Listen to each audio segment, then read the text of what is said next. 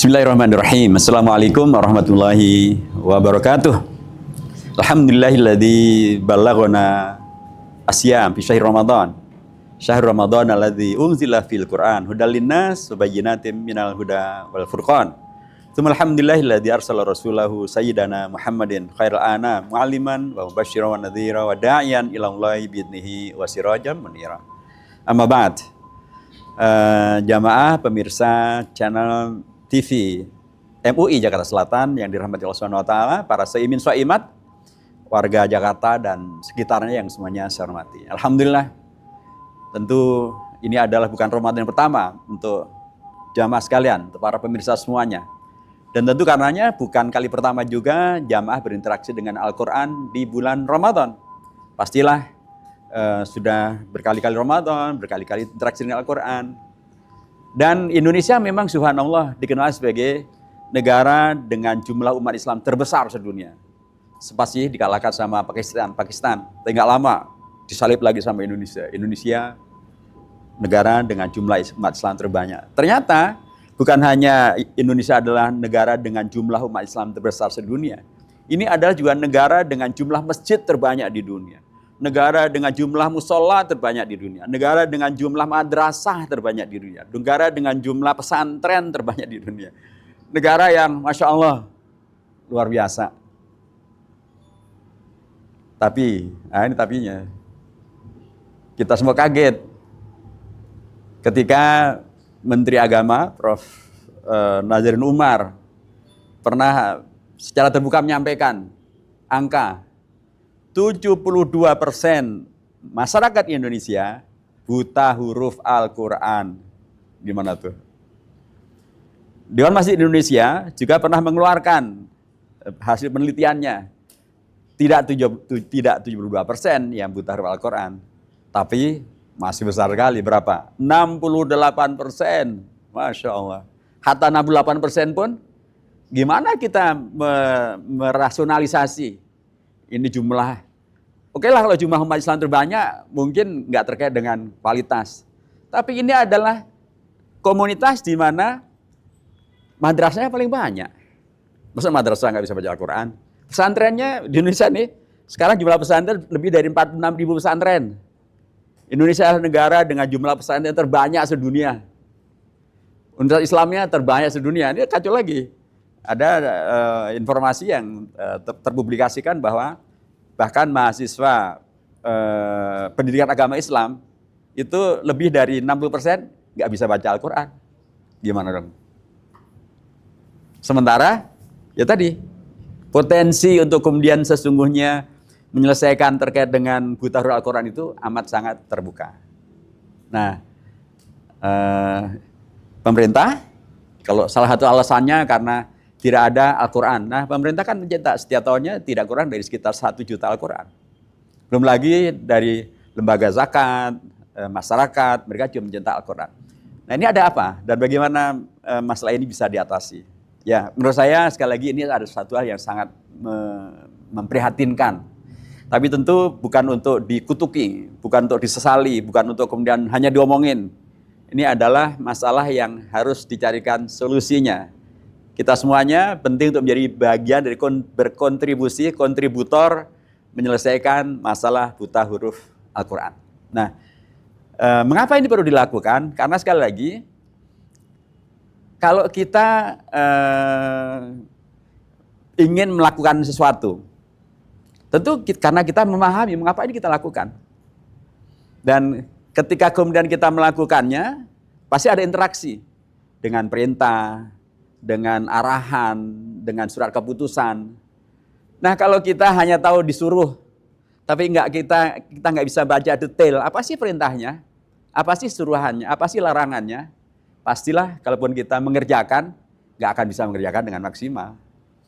Nah, bagaimana kita akan kemudian mencintai Al-Quran? Kalau bacanya pun kita nggak bisa. Apalagi bagaimana kita akan mengamalkan nilai Al-Quran, rahmatan lil alamin, ta'awun 'alal birri wat taqwa, amar ma'ruf nahi mungkar, untuk tawasau bil haq, tawasau sabir, tawasau bil marhamah. Bagaimana itu semua akan dilaksanakan? Bacanya aja tidak bisa. Nah, Karenanya kalau di pesantren tuh ada kaidah kan, al-amru bisyai'i amrun biwasailihi. Kalau kita diperintahkan melakukan sesuatu, maka wasilahnya juga diperintahkan. Kalau kita diperintahkan melaksanakan ajaran Al-Quran, wasilahnya bisa baca Al-Quran juga diperintahkan. Nah, karenanya saya mengajak untuk mumpung kembali Allah memberi kesempatan kepada kita untuk bertemu dengan bulan Al-Quran, bulan Ramadan. Karunia Allah ini jangan dimubadirkan. Gak banyak loh yang kemudian diberi kesempatan oleh Allah ketemu dengan bulan Al-Quran. Kita lihat jemaah kita di masjid, di musola, kuliah subuh. Tahun lalu mungkin masih menjadi jamaah kita hadir dalam pengajian. Ramadan mereka masih datang. Tahun ini sudah nggak ada karena sudah meninggal. Nah bagi kita, bagi Anda semuanya yang oleh Allah diberi kesempatan ketemu kembali dengan bulan Ramadan, mulai tahun ini jadikan sebagai tonggak kita memberantas buta huruf Al-Quran. Supaya apa? Supaya kita bisa membaca Al-Quran. Memang membaca untuk memahami. Dan memang nanti tahapannya adalah setelah memberantas buta huruf Al-Quran, kita memberantas buta huruf pemahaman terhadap Al-Quran. Setelah itu memberantas buta huruf terhadap pengamalan Al-Quran gitu ya. Setelah itu memberantas buta huruf terhadap pembelaan terhadap Al-Quran, memberantas buta huruf terhadap mendakwahkan nilai-nilai Al-Quran. Oke, kita mulai dengan memberantas buta huruf Al-Quran. Tadi saya sampaikan, alhamdulillah Indonesia juga adalah negara dengan jumlah pesantren terbanyak sedunia. Dengan jumlah masjid terbanyak sedunia. Nah, saya ingin ambil deh, termasuk juga dengan jumlah, kalau perguruan tinggi, saya tidak terlalu berani ambil display sampling, tapi masjid adalah sarana. Umat Islam datang ke masjid, ke musola, apalagi di bulan Ramadan. Pesantren adalah tempat di mana santri dididik 24 jam, 1 hari, 7 hari dalam seminggu, sepanjang tahun. Dan saya yakin kalau santri tidak buta huruf Al-Quran. Nah begini, santri-santri kita ini, kalau kemudian kita membuat satu gerakan nasional memberantas buta huruf Al-Quran, dimulai dengan para santri, maka pesantren ada di seluruh Indonesia. Dari Sabang sampai Merauke, dari Miangas sampai Pulerote. Santri datang bukan hanya dari kota-kota, bahkan dari kampung-kampung. Santri karenanya terhubung dengan seluruh komunitas yang ada di Indonesia. Dan mereka mempunyai sarana keluarga dan masjid serta musola. Nah jadi begini, kalau saja kita memprakarsai, mungkin MUI Jakarta Selatan, mungkin MUI, mungkin Kementerian Agama, saya sudah sampaikan kepada Kementerian Agama, dan mereka tertarik dengan ide ini, yaitu kita mulai dengan kita jadikan santri pesantren sebagai ujung tombak pemberantasan buta huruf Al-Quran. Jadi setiap pesantren nanti mempunyai program mempersiapkan santrinya bukan hanya bisa baca Al-Quran, tapi bisa mengajarkan membaca Al-Quran, mengajarkan memberantas buta huruf Al-Quran. Nah, setiap pesantren pasti ada libur akhir tahun. Setiap pesantren pasti ada libur tahunan, termasuk libur selama bulan Ramadan. Nah, sebelum anak-anak libur tuh, pesantren, para kiainya mengajarkan kepada Pak santri tentang metode pembelajaran membaca Al-Quran, metode memberantas buta huruf Al-Quran. Setiap santri kemudian diberi wasiat oleh kiainya. Kalau santri diomongin para kiai, pasti akan samina wa ta'na kan? Mana ada yang berani melawan perintah kiai? Oke, perintahnya adalah Anda pulang, selamatkan rumah Anda masing-masing dari buta huruf Al-Quran. Tahun ini targetnya adalah setiap santri menyelamatkan rumah masing-masing dari buta huruf Al-Quran. Saya yakin kalau santri pulang kemudian melakukan kegiatan ini, tidak ada anggota keluarga yang menolak. Bahkan orang tuanya pasti akan sangat bangga. Luar biasa, nggak rugi saya nyekolahin anak ke pesantren, nggak salah saya ngirim anak saya ke pesantren. Santri anak saya yang santri, sekarang bisa menghadirkan nilai yang luar biasa. Saya bisa baca Al-Quran. Pasti senang orang tuanya. Nah, ketika orang tua senang, kakak adik juga senang. Kalau ini satu keluarga, kita mungkin sambil menunggu buka puasa, atau selesai sahur, atau menjelang sahur, katakanlah ambil waktu setengah jam, 1 jam gitu ya, setiap hari dalam 2 fase tadi itu. Insya Allah kegiatan ini akan menjadi terobosan yang efektif. Setiap rumah tangga di mana ada santrinya, dipastikan bebas buta huruf Al-Quran. Nah, kalau itu sudah selesai di setiap rumah, maka dia bisa bergerak kepada tetangga atau kepada jamaah di masjidnya atau di musolanya. Santri kalau melakukan ini, jadi tahun pertama orientasinya adalah menyelamatkan keluarga santri dari buta huruf Al-Quran. Berapa keluarga akan terselamatkan? Santri tadi saya katakan jumlah santri lebih dari 46 juta. Berarti 46 juta keluarga. Oh, dahsyat tuh, Pak. 46 juta keluarga itu kalau satu keluarga isinya 4 orang, bapak ibu dan 2 anak, berarti sudah 160 juta.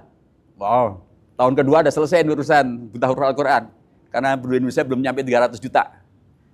Coba ini kita lakukan. Jadi fokus tahun ini setiap santri menyelamatkan keluarganya dari buta huruf Al-Quran. Tapi memang santri perlu dibekali metodologi tentang bagaimana mengajarkan membaca Al-Quran. Karenanya bagaimana membasmi buta huruf Al-Quran. Termasuk diberi pemahaman tentang apa sih fadilahnya membaca Al-Quran. Rasulullah dulu pernah menyampaikan, Al-mahiru bil Qur'ani ma'as-safaratil kiramil bararah. Mereka yang pandai, mahir dalam hal Al-Quran, membaca dan mengamalkannya, dia akan bersama dengan para malaikat, kedudukan yang sangat tinggi. Tetapi ini yang menarik, Rasulullah menyampaikan, waladhi yatata'ata'u fihi lahu ajron. Bagi yang mau belajar dan dia susah-susah untuk bisa mempelajari membaca Al-Quran, bahkan dia punya pahala double, lahu ajron. Pahala dia mau mempelajari Al-Quran, mempelajari membaca Al-Quran, pahala dia mencoba mengatasi kesulitannya dalam baca Al-Quran, dapat 2 pahala. Coba kalau ini juga disampaikan kepada para santri, tentu dia punya motivasi untuk kemudian mendapatkan pahala yang sebaik-baiknya. Termasuk bila kemudian diajarkan bahwa kalau ini dilakukan untuk keluarga, itu bagian dari ku anfusakum ahlikum nara. Memang sih tidak serta-merta kalau tidak bisa baca Al-Quran kemudian masuk neraka, enggak juga. Tapi ketika kemudian kita bisa mengajarkan Al-Quran, itu artinya adalah kita menyelamatkan keluarga kita dari potensi-potensi yang bisa membawa kepada kecelakaan, kepada masalah. Jadi para kiai dengan dukungan dari Kementerian Agama atau dengan dukungan dari MUI, begitu ya, kemudian membuat program kepada para santri sebelum mereka pulang liburan dan diberi target. Setiap santri menyelamatkan rumahnya dari buta huruf Al-Quran. Tapi tadi santri juga dibekali metodologi, dibekali senjata. Jangan juga santri disuruh berperang tapi nggak dikasih senjata, nggak dikasih ilmunya. Dikasih juga tentang tadi dalil-dalil yang kemudian menjadi targhib untuk memotivasi orang untuk suka membaca Al-Quran, untuk tidak lagi menjadi buta huruf Al-Quran. Dan mungkin juga salah satu di antara yang perlu disampaikan adalah, maksud iya sih, kita sudah merdeka 80 tahun, kita udah puasa berapa puluh kali, masih Al-Quran masih buta huruf juga. Kita huruf Latin aja kita bisa. Sekarang bahkan huruf medsos saja kita bisa. Masa huruf Al-Quran kita nggak bisa? Padahal Al-Quran itu adalah sarana kita berkomunikasi dengan Allah Subhanahu Wa Taala. Terus kalau kita nggak bisa baca, komunikasi kita sangat terbatas. Padahal Allah itu adalah zat yang maha luas segala-galanya. Kalau kita ingin mencari kasih sayang, Allah adalah zat yang maha Rahmanur Rahim. Kalau kita nggak bisa komunikasi, gimana dapat kasih sayangnya? Kalau kita menghendaki adanya ilmu yang luas, maka Allah itu adalah Alimun Hakim, maha berilmu dan maha bijaksana. Kalau kita menginginkan kekayaan, sukses dan kaya, maka Allah adalah Al-Ghaniyul Karim, maha kaya dan maha baik. Kalau kita menghendaki kekuasaan, bahkan Allah itu ada Al-Hakim, Al-Aziz.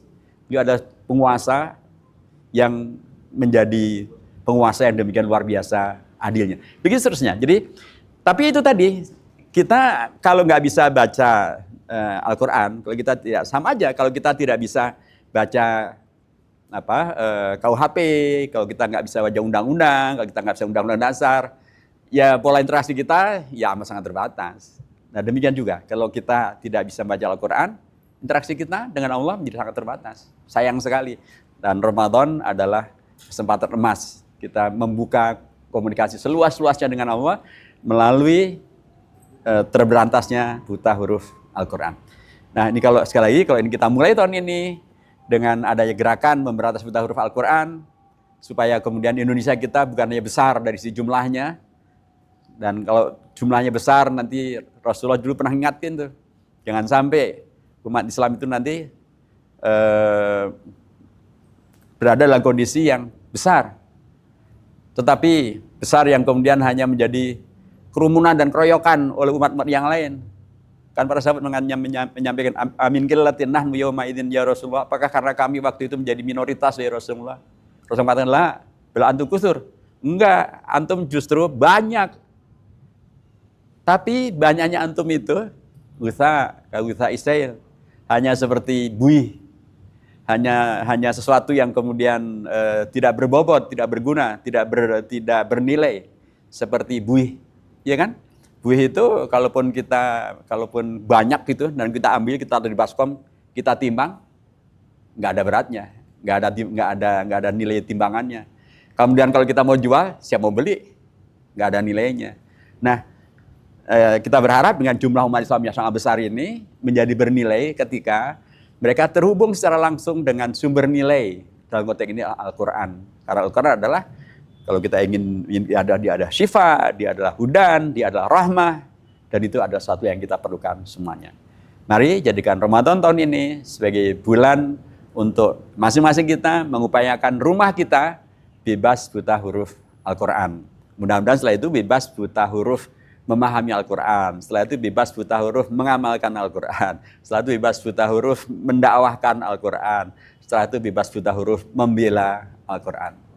Barakallahu fikum. Wa taqabbalallahu siyamakum wa qiyamakum wa jami'a solihati amalikum.